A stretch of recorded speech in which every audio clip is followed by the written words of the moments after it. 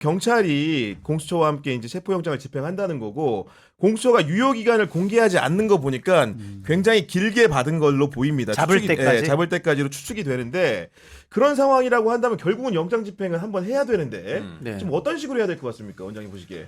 지금 두 가지 썰이 있습니다. 음. 일단은 경호처장, 차장, 경호본부장을 3번 정도 출석 요구를 한 다음에 그들이 출석 요구를 하지 않으면 그들에 대해서 체포영장을 때리면서 들어간다라는 썰이 있습니다. 네. 이게 이제 정설같이 굳어져 있는데요. 이 정설을 뒤집기 위해서 내일 새벽에 들어간다는 썰도 있습니다.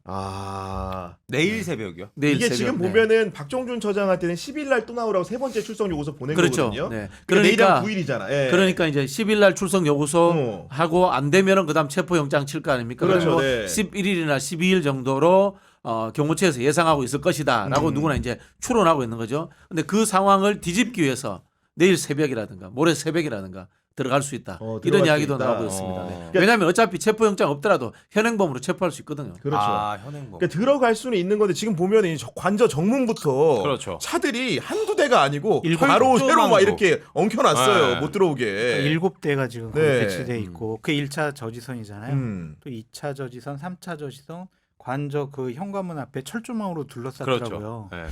뭐 그렇게까지 막냐고는 창피해 죽겠어요, 진짜 정말. 아니 그러니까요. 어. 예. 비참해요. 저런 대통령, 그러니까 숨은 거 아니에요. 음. 그게 말이 돼요? 본인 대선 전에도 국민 앞에 숨지 않겠다라고 얘기도 해놓고 그렇죠.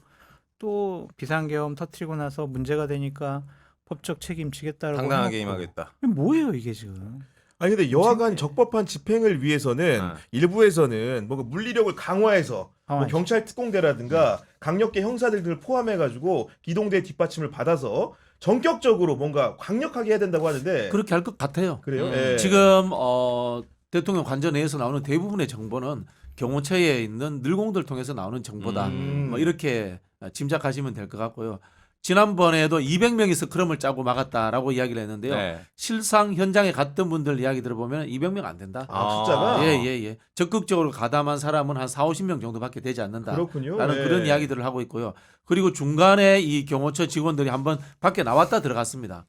퇴근했다가 들어갔습니다. 그 이야기 뭐냐면은 외부의 분위기라든가 그리고 가족들을 통해 가지고 걱정 어린 시선들을 충분히 받았을 겁니다. 네. 그렇기 때문에 극렬한 저항은 앞에보다 좀 덜할 것이다. 그런 생각이 들고요. 철조망 치니까 막 두려워하는데요. 철조망 그거요. 이른바 그 가마떼기 몇 장 엎어가지고 가면은 바로 다 통과되고요. 그러니까, 경찰들 예. 차량 저걸 레카차로 끌고 내면 되고요. 경찰 장갑차 타고 진격하면은 바로바로 다 뚫립니다. 네. 그런 상황인데 그 제가 봤을 때는 장갑차 경찰 장갑차를 이번에 가져가서 좀 밀어야 되지 않을까. 경찰 장갑처럼 네. 잃어버린다. 철조망 같은 경우는 이렇게 좀 그걸로 밀어야 네. 그래도 좀 덜 다치지 않을까. 좀 그런 생각도 들고 경찰 특공대도 좀 투입하지 않을까 그런 생각도 들고 어쨌든 인원은 1,000명 이상은 동원될 것 같아요. 이번에 경호처에서는 근데 소장님 공수처의 영장 집행 자체가 불법적인 공무 집행이다고 지금 그냥 버티고 있잖아요. 트집 잡고 억지 그냥 그거는 계속 그냥 무시해도 그러는 된다. 거예요. 다 그러는데 어쨌든 판사가 발부한 영장이잖아요. 그거를 위법하다라고 얘기할 수 있는 사람이 누가 있어요? 판사 위에. 그냥 그럼 국회의원이 그거 할수 이의 있어요? 신청도 그렇죠. 기각했잖아요. 네. 원래 이의 신청도 안 받아준대요. 원래는 네. 대통령이니까 받아준 거야. 예. 변호사들이 그거를 불법이라고 할 수가 있냐고요. 마음에 안 들어도 영장이 발부됐으면 그거는 국가 공권력이 행사되는 거니까 받아들여야지. 그 전까지는 난 비판할 수 있다고 봐. 영장 치기만 해봐라. 진짜 내 가만 안 둔다 니들 막 이럴 수는 있지만 발부되면 그걸 따라야죠. 예. 근데 제가 오늘 오전에 경호처의 분위기를 조금 취재를 했습니다. 어떤 겁니까? 예. 갑작스럽게 경호처 중간 간부 이하 몇 분들이 기자회견 할 수도 있습니다. 기자회견을 할 수 있다. 중간 간부 이하면 거의 실무자급일 수 있겠네요. 가장 좀 밑에 가장. 네. 경호관들 이런 사람들이 계속 이제 경호원으로 쭉 커온 사람들이 이건 도저히 이거는 도저히 이럴 수는 없다. 우리가 법원에서 발부된 영장을 우리가 아무리 대통령 경호한다고 그래가지고 이런 불법적인 지시에 따라야 되느냐. 이것을 심각하게 논의하고 있대요. 몇 분들. 그렇구나. 그래서 제가 뭐라고 했냐면 혼자 하면 안 된다. 집단화해야 된다. 몇 명이라도 해야 된다. 같이 해야 된다. 2명, 3명이라도 집단화해서 해라. 하려면 그렇게 얘기를 했거든요. 네. 그런 얘기가 있는 거 보면 어쨌든 경호관들 사이에서는 이게 맞아? 우리가 이러는 게 맞아? 동료가 그런 분위기가 분명히 있다. 그렇게 말씀드릴 수 있어요. 그래서 그런 상황 때문에 그런 걸까요? 윤곽근 변호사가 윤석열 측에 네. 오늘 이제 기자들 불러 모아놓고 얘기를 했는데 기소하거나 사전 구속영장을 청구하라. 적법한 절차에 따라서 법원을 지정을 한다면 재판 절차 임하겠다 이런 식으로 갑자기 나옵니다 지금. 예. 믿을 수는 없죠. 네. 왜냐하면 그럴 거면 이미 출석했어야죠. 그렇죠. 예. 출석 요구에 출석했어야 되는데 그것조차도 저는 시간 끌기가 아닌가 뭐 그런 생각이 들고요. 아까 말씀하신 것처럼 윤석열은 끝까지 저항할 것 같아요. 끝까지. 그건 하다 못해 술 먹을 시간이라도 좀 더 벌어야 되겠다. 그런 생각이 아니라라는 진짜. 생각도 들고요. 원래 궁지에 몰린 독재자들이 다 그렇게 합니다. 우리 뭐 히틀러, 차우세스코, 카다피 전부 다 지하 벙커에 숨어가지고요. 마지막까지라도 결사항전한다. 한 가닥의 희망이라도 품고 결사항전을 합니다. 한 가닥의 희망, 하늘이 짜게질 수도 있다. 이런 생각할 수도 있어요. 저는 반대로 이제 구속영장을 청구하라. 이거는 사실은 영장심사라는 거는 인신 구속 여부를 결정하는 갈림길이 되는 건데 네. 그건 응하겠다고 원래 표면적으로 얘기를 해놨는데 그 배경이 혹시 국민의힘 의원들이 막 40명씩 앞에 모여들고 우리 정광훈 목사가 관저 앞에 집회하니까 응원에 여론조사 봤더니 올라갔어. 40% 나와. 좋아 이거야. 이제는 해볼 만해. 이렇게 생각할 수도 있지 않습니까? 그렇게 예. 좀 거기 고무된 것도 있을 수가 있는데 저는 박진영 원장님 말씀하신 것처럼 시간 끌기다. 그러니까 이제 체포하러 오겠다라고 하니까 네. 이번에는 간단히 물러나야 할 것 같지도 않고 1박 2일이든 2박 3일이든 체포하려고 강한 버티기 하겠지. 예. 의지를 표명을 국가수사본부에서 하니까 이거 진짜 체포해서 끌려나가면 이거 무슨 쟁피냐 이거. 그러니까 차라리 좀 시간을 벌면서 자진 출석하는. 그렇다고 내가 뭐 지금까지 체포 안 당했다고 했는데 지금 나가는 거는 좀 우습고 구속영장 청구되고 그냥 기소해가지고 재판정 나오라고 그러면 네. 따겠다. 근데 그것도 정말 나중 일이잖아요. 못 믿겠어요. 그리고 이제 국회에서 자꾸 이제 뭔가 사라졌다는 주장을 사실이 아니라면서 오늘 모습도 보여주고 윤곽근 변호사는 어제도 관저들어서 만났다고 하는데 워낙 대통령실이 지금까지 해왔던 여러 가지 입장들이 거짓말이 많았기 때문에 어떻게 믿어요? 정작 예. 말 집행하러 갔어. 그러면 고양이 뉴스에서 봤지만 뭔가 차가 나가는 모습 이런 그렇죠. 것들이 예, 의혹을 벤치가- 사기에 충분한 네, 상황이잖아요. 맞습니다. 그죠? 예. 보기에도. 저도 예. 이제 월요일에 고양이뉴스 원PD가 네. 같이 나와가지고 현장에서 좀 이야기를 들었는데 윤석열 씨가 탄 것으로 의심된 차량이 합참의장 공간으로 그런 향했다라는 주장을 것 하고 때문에 있죠. 사실 네. 실제적인 뭐 민주당과 오늘 뭐 보도도 있었지만 의심 제기도 있었지만 이거는 충분히 합리적 의심이 가능했다라고 생각이 되거든요. 그러니까 설령 오늘은 안에 있었더라도 그때는 나갔다 왔을 그렇지. 수도 있다라고 보는 사람들이 많아요. 사실은 분명히 어떠한 통로가 있을 거예요. 지하 통로 있다고 봐요. 당연히. 그러니까 예를 들면 청와대에서는요. 전시 상태가 딱 되면은 10분 안에 남태령 B원벙커까지 쫙 빼는 이어지는 네. 지하 차도가 있어요. 거기서 시속 200km, 300km 달려가지고 쫙 빼는. 그렇구나. 예. 왜냐면은 국가 보안 사항을 다 이야기. 아니 그거 다 있어, 다 알아. 뭐 다 나왔더라고. 나도 얘기 안 하려고 했는데 다 나와가지고 그러면은 이번에 관저 옮기면서도 그런 걸 분명히 하지 않았을까? 그건 당연히 해야 될 것 같아요. 당연하죠. 예. 네. 통수권자니까. 네. 그럼요. 지휘부들은 다 그렇게 해야 될 것 같아서 원래도 거기 외교부 장관 관사였기 때문에 네. 뭐 있지 않을까. 적어도 국방부의 벙커까지는 연결돼 있지 않을까. 개미굴처럼 이렇게 쫙 퍼져 있지 않나. 뭐 그런 아니 데도 벙커를 가는 건 좋은데 벙커를 갔다는 얘기를 만약에 진짜 외국에 있는 푸른 눈의 목격자들이 전해 들으면 어떤 생각하겠습니까 그러니까. 이게. 아까 이야기했잖아요. 예. 차우세스코, 까다피, 히틀러 똑같아지는 거죠. 역사의 한 페이지를 장식하는 이럴 거네요. 때는 예. 어떻게 해야 되냐면은 밖에서 불을 피워서 연기를 안으로 들어가게 해야 돼요.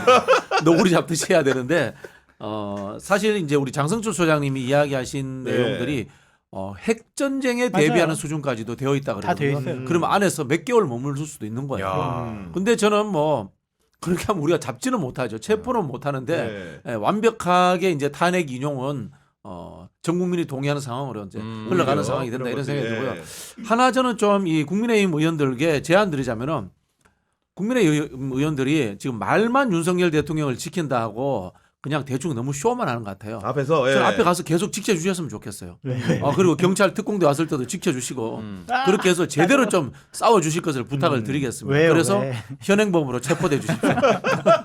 현행범으로 체포되면 면책 특권이 적용되지 않습니다. 아 네. 그렇군요. 예. 원장님 계속 응원을 하시더라고요. 제발 좀 그렇게 제발 좀 해주셨으면. 잘 싸워주십시오. 제가 방법 가르쳐 드릴게요.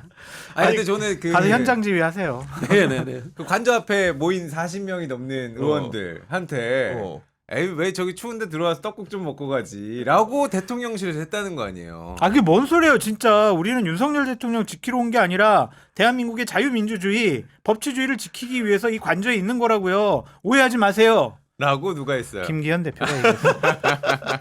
아니 근데 어. 지금 경찰이 뭔가 좀 태세를 강하게 할 채비를 하니까 어떤 일이 생기냐면 경찰 출신의 국민의힘 의원들이 다수가 방문을 했습니다. 그 이름을 불러드리면은 기본적으로 이제 이철규 의원은 너무나 잘 아실 것 같고 김종양, 이만희, 김석기 이런 분들 다 보면은 지방에서 경찰청장 하신 경찰 출신. 굉장히 지체 높으신 출신들인데 게다가 우종수 국가수사본부장을 면담하는 자리에서 이철규 의원이 이러저런 얘기하면서 보도에 따르면 나중에 훗날을 생각하라. 이거는 겁방 아닙니까 이거? 그러니까 이런 거 예. 같아요. 기본적으로는 헌법 심판 이거는 기각이다. 우리 대통령이 임명한 사람 2명, 중도 보수 3명, 5대 3으로 기각이다 이건. 그럼 너 가만 안 둔다. 이거거나 아니면 언젠가 우리가 다시 정권 잡으면 넌 진짜 가만 안 두겠다. 이거 협박 아니야 협박.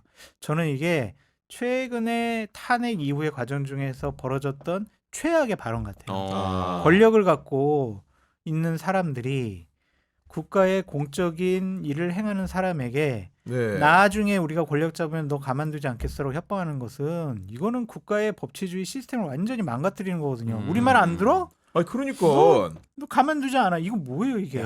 이거는 최악의 발언이에요. 특히 이제 사정기관에서 일했던 분들 그런 이야기하면 안 돼요. 이철규 씨도 이제 경찰 출신인데 사실 저는 검판사 출신들이 정치권에 너무 많은 것도 문제지만 경찰 출신들도 이상하게 너무 많아졌어요. 사실 우리 경찰이라든가 검판사 이런 분들이 우리 행정의 과정에서의 한 10%도 해당되지 않는 범죄와 관련되는 일들을 중심적으로 일을 하던 분이에요. 그렇죠. 우리 네. 국가 운영이 범죄자와 범죄자가 아닌 것 이렇게 나누면 안 되거든요. 그렇죠. 포지티브하게 민생, 경제, 복지, 문화 이런 것들이 충분히 있단 말입니다. 그렇죠. 이런 것들 중심으로서 정치를 생각하지 않고 상대방을 선 나는 반대구나. 네, 뭐 이런 식의 네. 규정하면서 정치하는 게 습관들여진 사람들이 지금 정쟁의 가장 맨 앞에 있지 않나. 그런 생각이 들어서 앞으로 이걸 법으로 직업 선택의 자유가 있으니까 네. 어떻게 할 수는 없습니다만은 양당이 정치 개혁 차원에서 나름의 포션을 정할 필요가 있을 것 같아요. 법조인 출신들 그다음에 사정기관 출신들은 당의 국회의원 수의 10% 미만으로 한다라든가 네. 이런 내부 규정을 한번 만들 필요가 있지 않나 이런 생각도 들어요. 근데 이게 제 이번에 최악이라고 생각하는 이유가 뭐냐면 국회의원들은 상임위원회에 그 사람들을 다 출석시켜가지고 여러 가지 질의할 수 있고 신문할 수도 있잖아요. 맞아요. 네. 질의신문. 그러면 그렇게 공적인 시스템이 갖춰져 있으면은 국가수사본부가 네. 일을 잘 못했다 그러면 공식적으로 거기서 문제 제기하고 답변 들으면 그럼요. 돼요. 네. 현안 질의하면 되지. 네, 예. 근데 이렇게 때로 몰려가가지고 협박하는 것은 이거는 시스템을 완전히 무너뜨리고 망가뜨리는 거예요. 아니, 용서할 수 없는 행위들이에요. 아니 그리고 이제 저는 황당한 게 체포영장은 법원이 발부했는데 영장이 무효인데 이런 얘기를 경찰에서 하면 답이 뻔하지 않습니까? 법원 가서 따져야지. 예. 그러니까 그렇죠. 그냥 막 던지는 거잖아요. 네. 무조건 이런 불법적인 일에 너희들이 왜 부안해동하냐. 너 솔직히 국가수사본부장 할 때 내가 힘써준 거 너 몰라? 뭐 내가 추천한 거 몰라? 이제 이런 마음도 있었을 거야. 아 심지어 윤석열 정부 때 임명된 분이에요. 그렇죠. 그러니까 네. 그러니까 그거 진짜 배은망덕하네. 그런 사적인 감정이 들어가 있잖아요. 그러면 공적인 일을 담당할 자격이 없다라고 스스로 양심 선언하는 거랑 근데 똑같다. 결국에는 그러면은 물리력 행사를 실제로 좀 하겠죠. 걱정을 하고 있는 부분이 아니었을까라는 생각이 들어요. 하겠죠. 잡아가는 거. 진짜로 잡히게 되면 어쨌든 많은 국민들이 윤석열 대통령에 대해서 인정을 하지는 않고 있지만 여론조사 보면은 지지층이 결집하는 현상이 보이잖아요. 그럼 거기에 우두머리를 잡아내면은 그게 와해가 될 수가 있단 말이야. 근데 저기 계속 앉아 있으면서 막 여기 더 보안 더 청구 첨처해 하고 자 유튜브 잘 보고 있습니다. 막 이렇게 선전선동하면 많은 사람들이 용기를 가질 거 아니야. 관저에 윤석열 대통령이 없으면은 관저를 지키겠다고 하는 의원들도 거기 갈 필요가 없고 네. 정광훈 목사가 거기에서 집회할 이유가 없잖아요. 그러니까 흩어질 거란 일명 말이에요. 구심점이 없어지는 거죠. 그렇죠. 이게 쉽게 말하면 레밍 정치예요. 아. 홍준표 시장이 늘 이야기하는 레밍 정치인데 방향을 어디로 갈지 몰라. 지금 보세요. 이런 상황에서 대통령 선거 민주당이 질 것 같아. 그리고 윤석열 탄핵은 될 것 같아. 탄핵 인용은 될 것 같아. 시간은 끌어야 돼. 근데 우리 후보를 찾아보니까 마땅치 않아. 유승민 마음에 안 들어. 한동훈 마음에 안 들어. 근데 내가 마음에 들어 하는 후보는 당선 가능성이 없어. 방법이 없어. 일단 시간 끌어야 돼. 자, 시간 끌었는데 우리 무리들을 흐트러뜨리면 안 돼. 일단 모여. 모였는데 구심점이 있는 거야. 윤석열 관저가 있는 거야. 거기 한번 우우 가보는 거야. 이제 언덕으로 막 아무 데나 올라가는 겁니다. 네. 근데 특별히 생각은 안 해. 반성하고 성찰하고 이 무리를 어떤 방향으로 이끌고 갈 것인지 생각하지 않아요. 특히 생각할 시간을 또 주지 않기 위해서 그 앞에 있는 리더급들은 아무데나 계속 끌고 다니는 거야. 그 뒤에 따라다니는 레밍들은 엉덩이만 보고 그냥 따라가는 거예요. 그게 마음 편한 거야. 몸이 불편한데 마음은 편해지는 거야. 생각 안 해도 되니까. 지금 그 상황이에요, 지금. 무슨 상황인지 이해가 될 것 같은데. 집단 안에 있으면 네. 일단 안심은 되잖아요. 그렇죠. 나 혼자가 아니니까. 그렇죠. 예. 40명이나 있는데 옆에. 네, 그렇죠. 나만 욕 안 먹겠네. 그냥 이렇게 되는 거죠. 아니 근데 전 여기서 하나 궁금한 게 어쨌든 간에 윤석열이라는 사람이 관저 안에 지금 숨어 있지만은 여러 가지 지금 보면 편지도 한번 써서 내밀었다가 네. 그리고 오늘 같은 경우에는 적절한 시점에 딱 모습을 모습도, 드러내면서 어. 지휘하는 모습을 보였다가 그리고 이제 그 변호사들이라고 하는 사람들이 나와가지고 기자들하고 간담회도 하고 제가 보니까 생각보다 지금 약간 모양새를 갖춰가는 측면도 있어요. 어떤 이런- 말이세요? 그러니까 예를 들면 출소하겠다?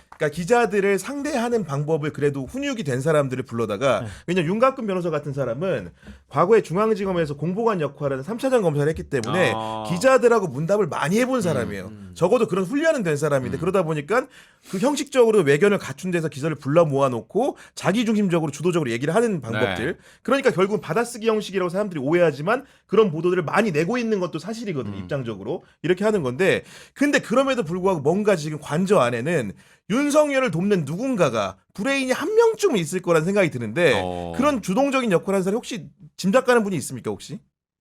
없는데요. 네, 없어요? 여태까지 브레인들이 있었으면은 저 지경까지 안 갔을 것 같은데 브레인이 있겠다. 누구예요 누구?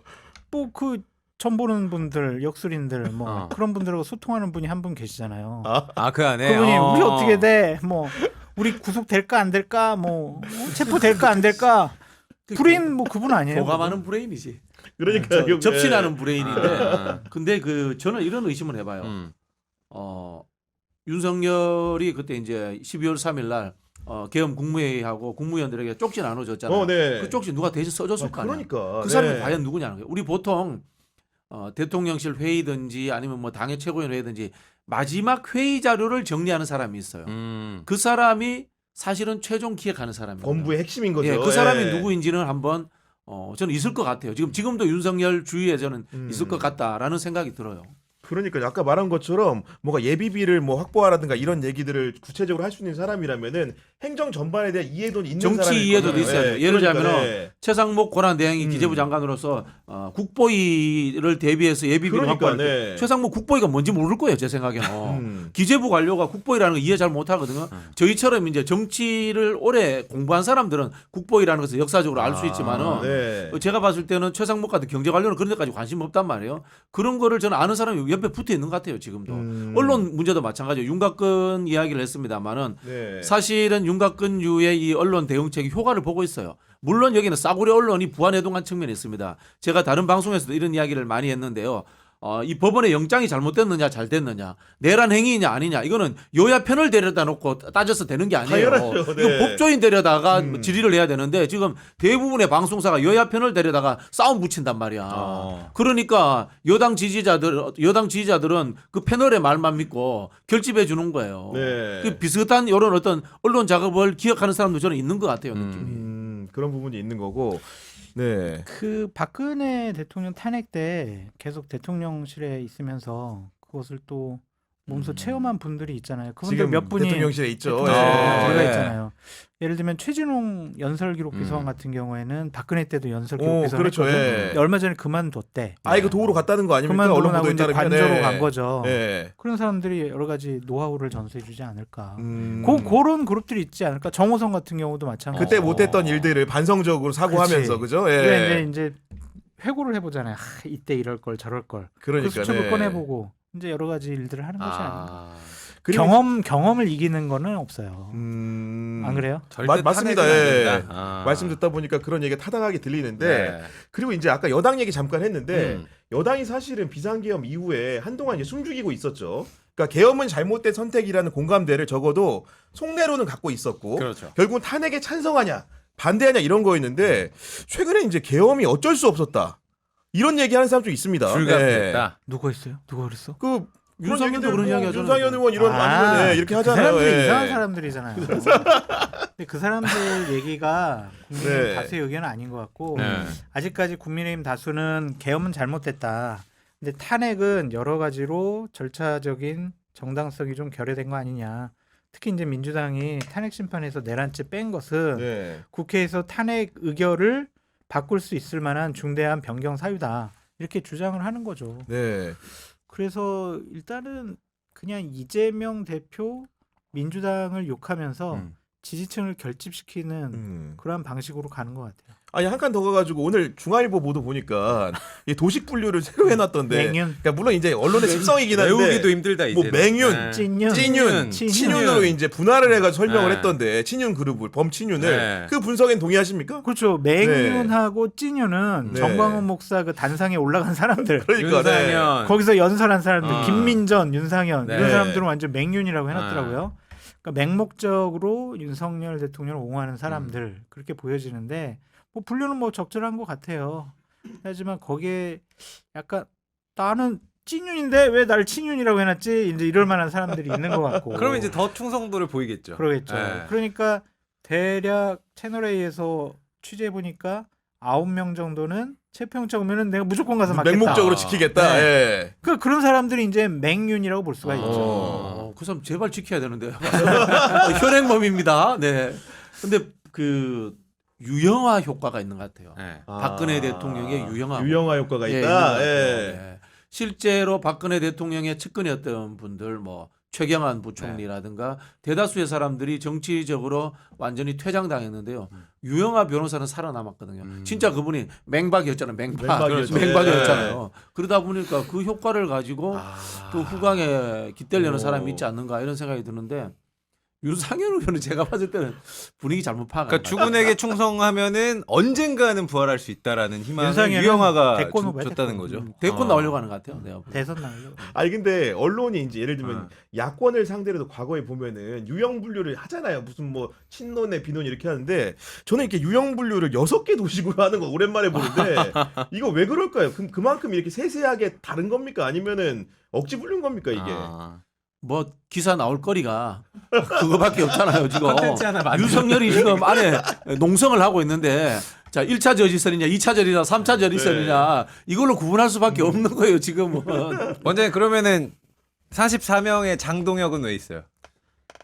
장동혁 한동훈 버리고 간 거 아니에요 그쪽으로? 버리고 갔다. 네네. 근데 저희 장동혁을 잘하는 제 얘기는 아니고 장동혁님 오해하지 마시고 네. 잘하는 분이 전달해 줬는데 원래 그런 분이다라는 얘기를 하더라고요. 그러니까 권력의 향배에 네. 대단히 민감하다. 그러니까 한동훈 대표를 뭐 한동훈 대표의 측근이 된 것도 네. 한동훈 대표가 먼저 전화해서 저기 장동혁 의원님 저 좀 도와주세요 이게 그때 아니라 워낙 원내 인사가 없었잖아요 네, 주변에. 그게 아니라 네. 그냥 장동혁이 제가 가서 측근이 되고 싶습니다. 그래요? 내 측근 된다고? 고마워요 사무총장. 이거 맛을 봤잖아. 그리고 수석 지금 최고위원 했죠. 그리고 네. 예. 0.5선의 사무총장 한 거 아니에요 그분? 1.5 0.5선일 건데 아마 보궐선거로 들어서. 어. 그리고 또 그분 지역구가 저기 서해안의 시골 지역구잖아요. 대안. 아마 그런 아마 네. 지역구적 특성도 있을 거예요. 장동현 최고위원 그 선임이었죠. 그 당시에 선임이죠. 선임이었죠. 예. 이해가 제일 안 가요 그분은. 되게 정의로운 네. 척 했는데. 아니 왜냐면은 그 대통령실하고 한동훈 대표의 갈등이 있을 때 한동훈의 이불을 도맡았던 사람이기 때문에 저는 진짜 어떻게 저러지? 차라리 가만히 있지. 사실은 이게 소문인데 탄핵이 2차에서 의결되기 2차인가 1차인가? 네. 1차. 1차 첫 번째. 예. 첫 번째가 두 번째가 기억이 확실하지 예. 않은데 그 전에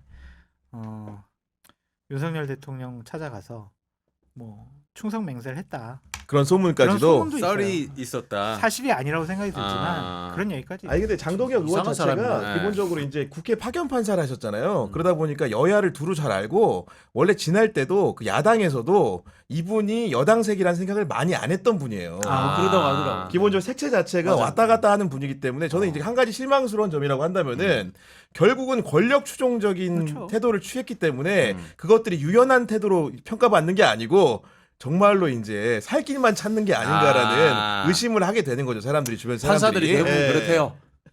진짜 좀 이게 뭐 직업 비하 발언은 아닙니다만 네. 판사들이 대부분 그렇대요.